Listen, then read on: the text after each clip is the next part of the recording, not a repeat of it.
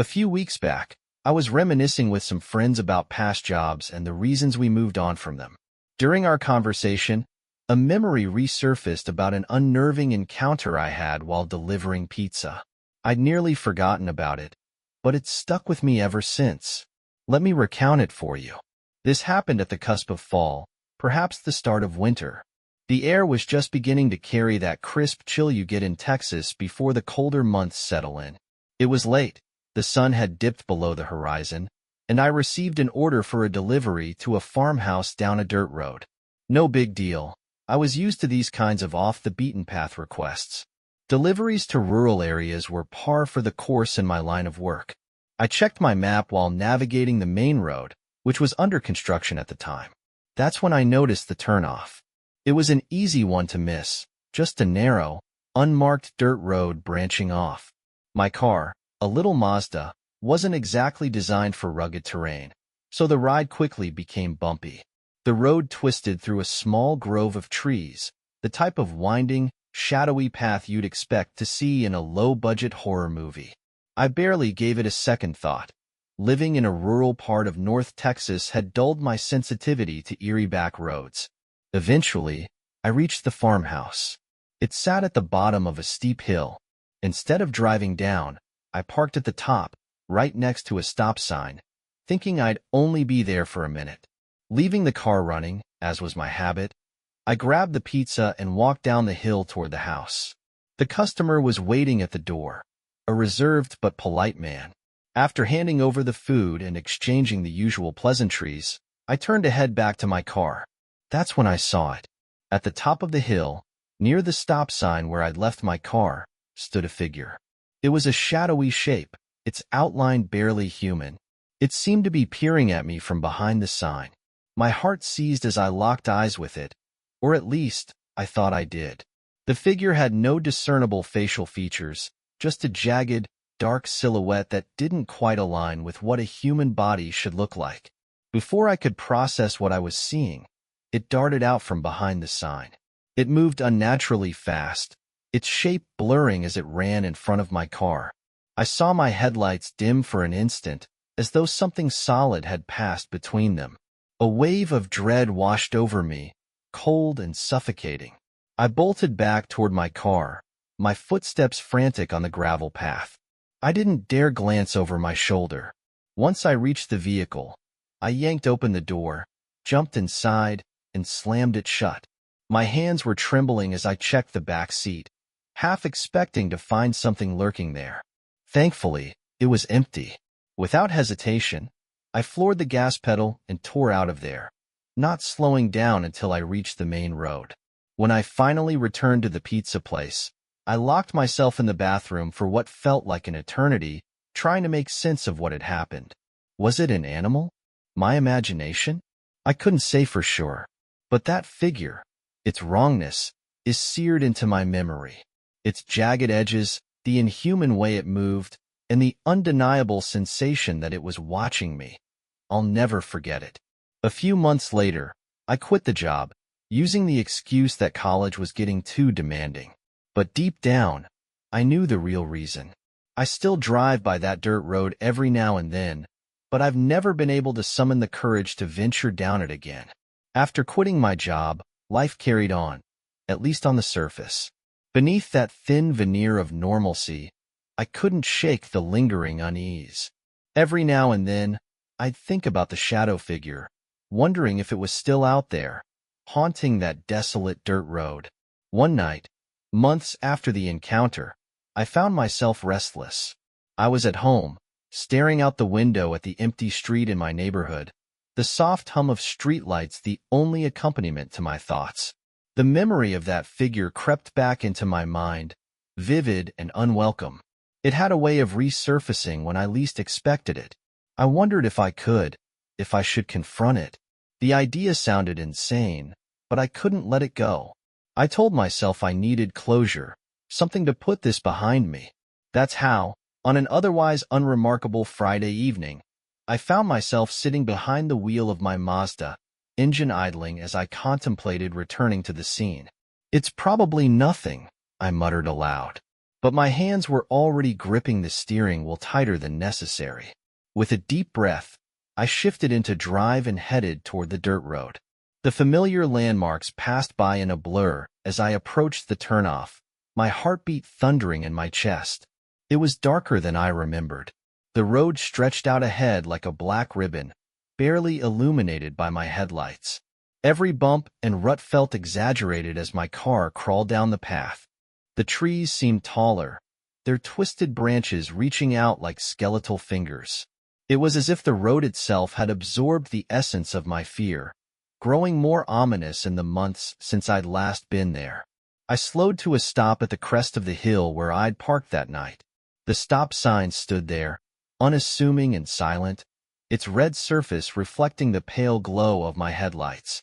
I turned off the engine, the sudden silence pressing down on me like a weight. The air felt thick, suffused with a tension I couldn't explain. For a long moment, I sat there, listening. The world seemed unnaturally still. No crickets, no rustling leaves, just an oppressive, suffocating quiet. It was then that I realized my breath had quickened, each exhale fogging up the windshield slightly. And then I saw it. The shadow figure was back. This time, it wasn't hiding. It stood in the middle of the road, its jagged outline stark against the darkness. My blood ran cold as I locked eyes with it, or at least where its eyes should have been. Its body seemed to shift subtly, as though it were made of smoke or shadow, yet its presence was undeniably solid. I wanted to run, to throw the car into reverse and get the hell out of there. But something held me in place. My hands gripped the steering wheel so tightly that my knuckles turned white. My heart pounded in my chest, but my limbs felt paralyzed, as if the figure's mere presence had rooted me to the spot. It moved, not with the blurring, unnatural speed I'd seen before, but slowly, deliberately. It began walking toward me, its jagged form swaying with each step. The air seemed to grow colder with every inch it closed between us. My breath caught in my throat as it came closer and closer, until it was just outside the car. And then it stopped. It raised one arm, a twisted, elongated limb that seemed to defy the laws of anatomy, and placed it on the hood of my car. The metal creaked under its touch, as though the weight of its presence alone could crush it. I couldn't move. I couldn't scream. I could only watch, helpless, as it leaned forward, its faceless head inches from the windshield. The figure didn't make a sound, but I felt its intent. It wasn't curiosity or malice. It was something far more primal, more consuming. It felt like it was looking directly into my soul, peeling back every layer of who I was. And then, just as suddenly as it had appeared, it was gone. One moment, its jagged form filled my vision. The next, the air was empty, and the oppressive weight lifted. I gasped for breath, realizing I'd been holding it the entire time. Shaking, I started the car and sped away, the tires kicking up dirt as I fled. This time, I didn't stop until I was miles away, back in the safety of my neighborhood. Even then, I couldn't bring myself to get out of the car. I sat there, trembling, trying to make sense of what had happened. But no matter how hard I tried, I couldn't. There was no rational explanation for what I'd seen. I haven't been back to that road since, and I never will. But I know it's still there, waiting, watching. Whatever it is, it's not finished with me.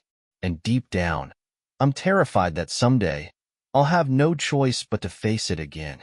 In the months that followed, my life seemed to settle back into a fragile semblance of normalcy. I buried myself in schoolwork and mundane routines, desperately trying to erase the memory of that night. But it was always there, lingering in the recesses of my mind, ready to pounce whenever I let my guard down. The dreams started shortly after. They were always the same. I'd find myself back on that dirt road, the air heavy with a silence that pressed against my skin. The shadow figure would appear, standing just beyond the reach of the dim headlights, its jagged outline pulsating as if it were alive. No matter how hard I tried to move or scream, I was paralyzed, forced to watch as it inched closer and closer until its featureless face loomed over mine.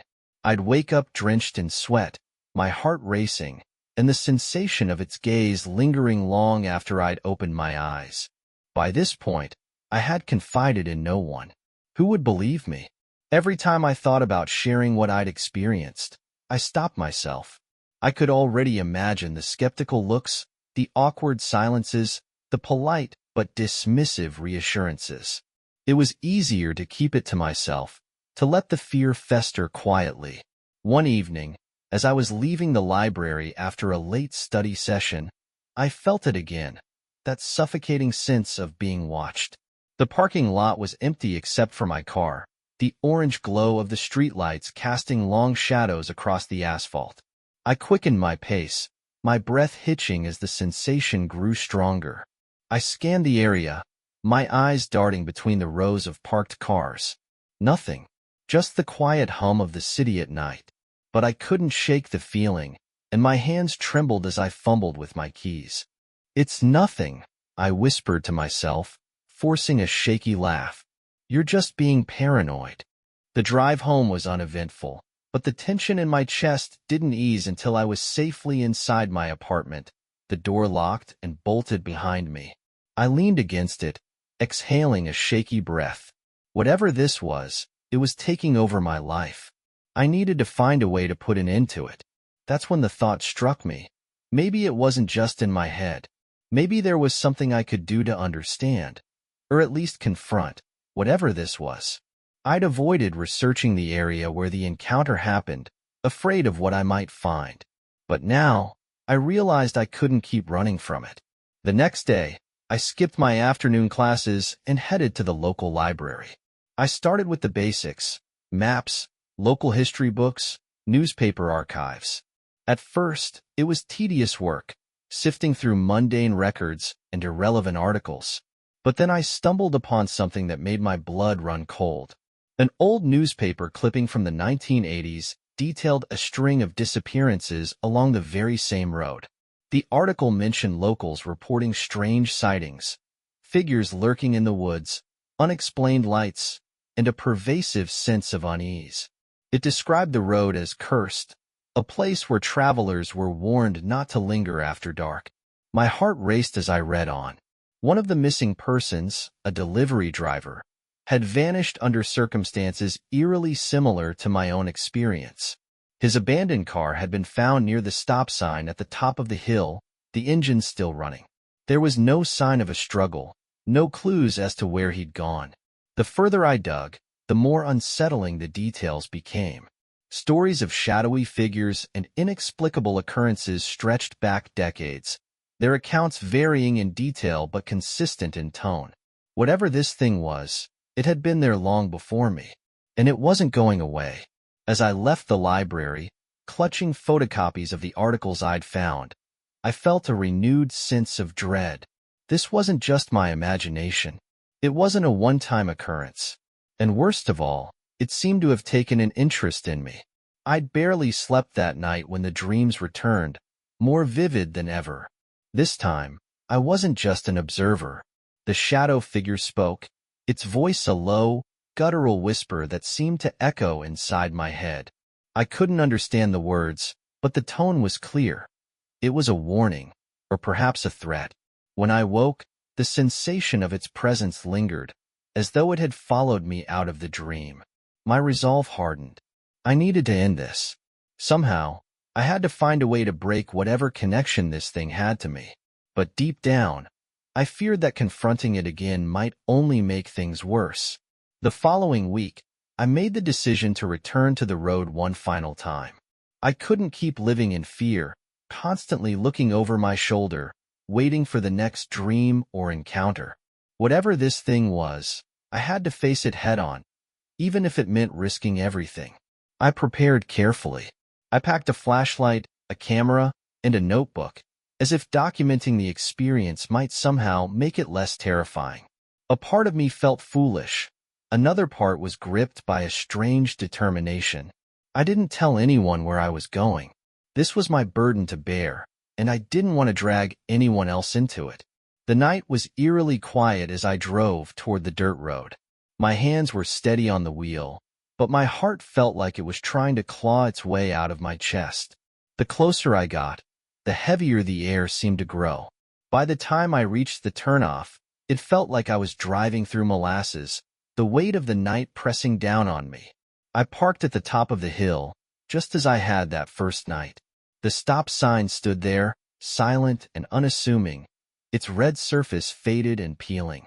I turned off the engine and stepped out of the car, the crunch of gravel beneath my boots the only sound in the oppressive stillness. The flashlight beam cut through the darkness, illuminating the narrow path ahead. Every instinct screamed at me to turn back, but I forced myself to move forward. As I descended the hill, the memories of that night came rushing back with a clarity that made my skin crawl. The figure, the way it had moved, the suffocating sense of dread.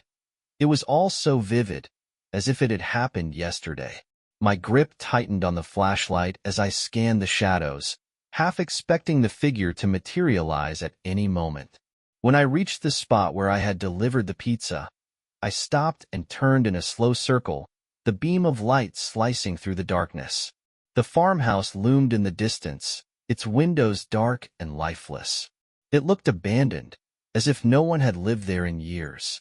A chill ran down my spine, and I wondered if I had imagined the man who had taken the pizza that night. And then, I felt it. The air grew colder, the silence deeper. It was here. I knew it before I saw it. The shadow figure emerged from the darkness, its jagged form shifting and pulsating as it moved. It stood at the edge of the flashlight beam, just out of reach, its faceless head tilted as if it were studying me. This time, I didn't run.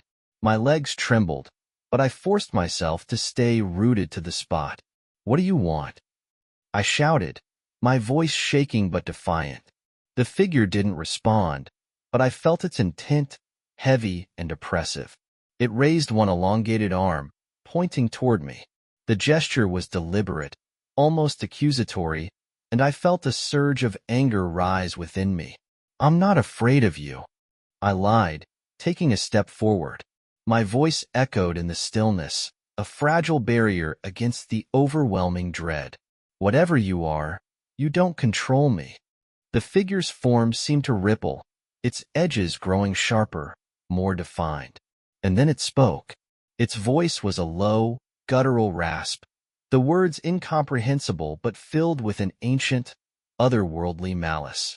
The sound reverberated through me, a physical force that made my knees buckle. In that moment, I realized the truth. This thing wasn't just a random entity haunting a desolate road. It was something far older, far darker. It fed on fear, on despair, and it had marked me as its prey. Summoning every ounce of courage, I raised the camera and snapped a photo. The flash lit up the darkness for a split second, and the figure recoiled, its form flickering like a dying flame. I didn't wait to see what would happen next. I turned and ran, the flashlight beam bouncing wildly as I scrambled up the hill. I reached the car, threw myself inside, and slammed the door. The engine roared to life, and I sped away, the dirt road disappearing into the rearview mirror. My hands shook as I gripped the wheel, my breath coming in ragged gasps. When I finally reached the safety of my apartment, I collapsed onto the couch, my entire body trembling. The camera lay on the coffee table, its presence a silent reminder of what I had faced. I didn't dare look at the photo that night. I wasn't ready. It took me weeks to gather the courage to develop the film. When I finally did, the image was blurry and grainy, but the figure was unmistakable. Its jagged form loomed in the frame, a stark contrast against the darkness. Seeing it again made my stomach turn, but it also gave me a strange sense of closure. I knew I would never return to that road, never tempt fate again. The figure was still out there, watching, waiting, but I had faced it and survived. And for now, that was enough.